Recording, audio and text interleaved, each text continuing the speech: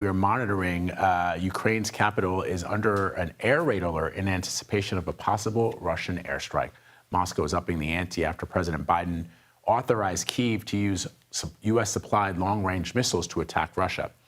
CBS News chief White House correspondent Nancy Cordes is joining us now from the White House to talk more about this. Hi, Nancy. So the White House is surging and sending aid to Ukraine. And what has the president said about why he decided to allow the Ukrainians access to these long-range missiles at this time? He's only got a couple of months left in office.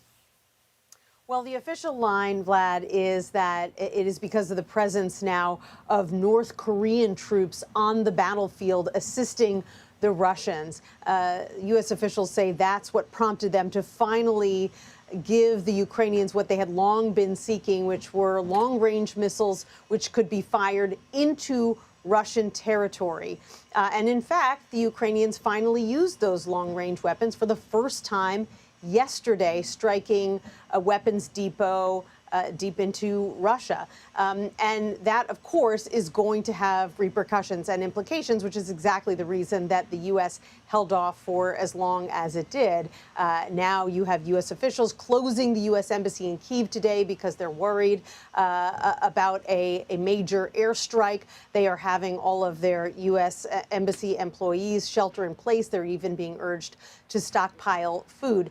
But it's hard not to read into this decision by the U.S., Vlad, to finally approve these long-range weapons for Ukraine as a message being sent not just to U.S. allies, but also to the incoming Trump administration about the importance of continuing to support Ukraine in this fight going forward.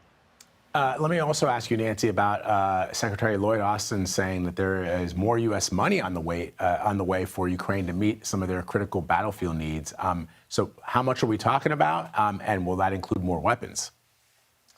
We're talking about $275 million that had already been approved. And yes, it includes a lot of weapons, including drones and rocket launcher ammunition. And we've also learned, Vlad, that for the first time, the U.S. is going to be providing Ukraine with anti-personnel landmines. The Pentagon had provided anti-tank landmines in the past, but they say that this is a reflection of how the war is being waged now. You've got more Russian troops on foot, and so these anti-personnel mines are specifically designed to repel them.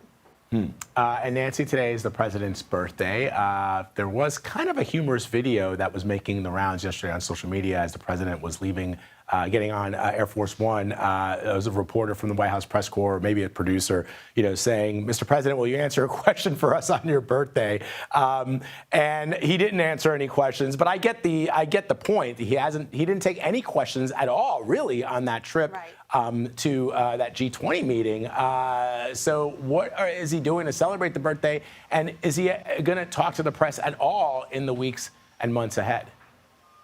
Well, we certainly hope so. You get the sense that the reason that he didn't take any questions on that foreign trip, which he typically does when he's in a setting like that, is because he knows inevitably that a lot of the questions would be about his successor, Donald Trump, questions that he may not want to answer, particularly when he is overseas. As for what he's doing for his 82nd birthday, today, we have asked the White House. All we know is that he's going to be celebrating with family. He's probably got a pretty serious case of jet lag because he did fly home from Brazil overnight. All right. Nancy Cordes, thank you very much. As always, my friend, appreciate it.